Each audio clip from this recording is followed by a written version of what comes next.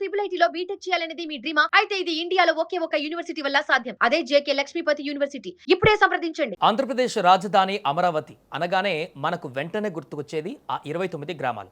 రైతులిచ్చిన 33,000 ఎకరాల భూమి. కానీ ఇకపై అమరావతి అంటే కేవలం 29 గ్రామాలు మాత్రమే కాదు. అవును, మీరు వింటుంది నిజమే. ఏపీ సీఎం నారా చంద్రబాబు నాయుడు రాజధాని పరిధిపైన ఒక సంచలన ప్రకటన చేశారు. అసలు అమరావతి బౌండరీలు ఏంటి?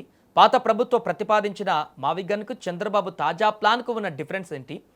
విజయవాడ, గుంటూరు నగరాలను కలుపుతూ వేస్తున్న ఈ కొత్త మాస్టర్ ప్లాన్ వెనక ఉన్న అసలు వ్యూహం ఏంటి తెలుసుకునే ప్రయత్నం చేద్దాం. గత కొన్నేళ్లుగా రాజధాని అమరావతి భవితవ్యం పైన ఎన్నో చర్చలు, ఇంకెన్నో అనుమానాలు. అయితే ఈ అనుమానాలన్నిటికీ చెక్ పెడుతూ సీఎం చంద్రబాబు ఒక క్లారిటీ ఇచ్చారు. అధికారులతో జరిగిన తాజా రివ్యూ మీటింగ్లో ఆయన మాట్లాడుతూ అమరావతి కేవలం 29 గ్రామాలకు పరిమితమైన క్యాపిటల్ కాదు. దీనిని విజయవాడ, గుంటూరు నగరాలతో అనుసంధానించి సమగ్రమైనటువంటి అభివృద్ధి ప్రాంతంగా తీర్చిదిద్దాలి అని స్పష్టం చేశారు.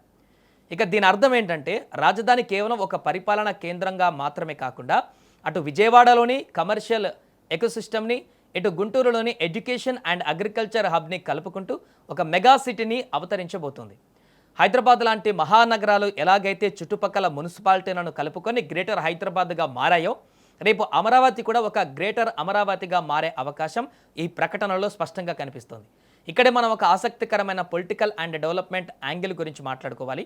గత ప్రభుత్వ హయాంలో మాజీ సీఎం జగన్మోహన్ రెడ్డి 3 రాజధానుల కాన్సెప్ట్ తెచ్చిన విషయం తెలిసిందే. ఆ సమయంలోనే మచిలీపట్నం, విజయవాడ, గుంటూరులను కలుపుతూ ఇప్పుడు తాజాగా మావిగాన్ అనే ప్రతిపాదన తెరపైకి తెచ్చారంటే అమరావతిని పక్కన పెట్టి ఈ 3 నగరాలను ఒక కారిడార్గా డెవలప్ చేయాలన్నది గత ప్రభుత్వ ఆలోచన. కానీ దానిపైన పొలిటికల్గా, లీగల్గా తీవ్ర విమర్శలు కూడా వచ్చాయి. ఇప్పుడు చంద్రబాబు విజన్ దానికి పూర్తిగా భిన్నంగా ఉంది. అమరావతిని డెడ్ సిటీగా చేయకుండా దాన్నే కేంద్ర బిందువుగా ఉంచి దానికి 2 వైపులా ఉన్న గుంటూరు, విజయవాడలను శాటిలైట్ సిటీలుగా వాడుకుంటూ ఒక ట్రయాంగిల్ డెవలప్మెంట్కు శ్రీకారం చుడుతున్నారు. దీనివల్ల అమరావతి నిర్మాణాలకు బూస్ట్ దొరకడమే కాకుండా పక్కన ఉన్న 2 టైర్ 2 సిటీలకు ఇంటర్నేషనల్ బ్రాండింగ్ రాబోతోంది. ప్లానింగ్ చెప్పడం వరకే కాదు, ఎగ్జిక్యూషన్ కూడా సీఎం చంద్రబాబు స్పీడ్ పెంచారు. రాజధాని నిర్మాణ పనుల్లో ఇకపై తానే స్వయంగా మానిటరింగ్ చేస్తానని ప్రకటించారు. అంటే ఇకపై ఎక్కడా జాప్యానికి, డిలేస్కు ఛాన్స్ లేదు. అన్ని ప్రభుత్వ శాఖల సమన్వయంతో పనిచేయాలని ఆయన ఆదేశాలు కూడా జారీ చేశారు.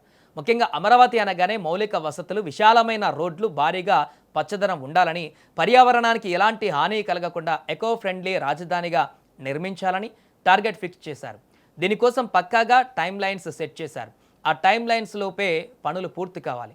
ఇప్పటికే ఒక గుడ్ న్యూస్ ఏంటంటే 80% పైగా నిర్మాణం పూర్తి చేసుకున్న MLA, MLC, all India services అధికారుల క్వార్టర్లను వచ్చే నెలలోనే సిఆర్డీఏ ప్రభుత్వానికి అప్పగించడానికి సిద్ధమైంది. అలాగే 2వ విడత భూ సమీకరణ కూడా చురుగ్గా సాగుతుంది. చంద్రబాబు చేసిన ఈ ప్రకటనతో అమరావతి చుట్టుపక్కల మాత్రమే కాకుండా విజయవాడ, గుంటూరు, మంగళగిరి, తాడేపల్లి ప్రాంతాలలో రియల్ ఎస్టేట్ మరియు ఐటీ రంగాలకు ఇప్పుడు ఊతం లభించినట్లయింది.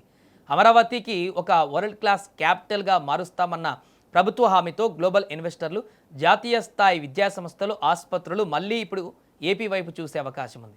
సో అమరావతి ఇకపై కేవలం 29 గ్రామాలకే పరిమితం కాదు, భవిష్యత్తు తరాలకు ఒక ఆదర్శ మహానగరంగా, విజయవాడ, గుంటూరుల ముఖ చిత్రాన్ని మార్చే మహా ప్రణాళికగా రూపుదిద్దుకోబోతుంది. మరి సీఎం చంద్రబాబు నాయుడు గారి ఈ మాస్టర్ ప్లాన్ పైన మీ అభిప్రాయం ఏంటి? అమరావతి, విజయవాడ, గుంటూరు కలిపి డెవలప్ చేస్తే ఎలాంటి ఫలితాలు వస్తాయని మీరు భావిస్తున్నారు? మీ ఆలోచన ఏంటో కూడా కామెంట్ చేయండి.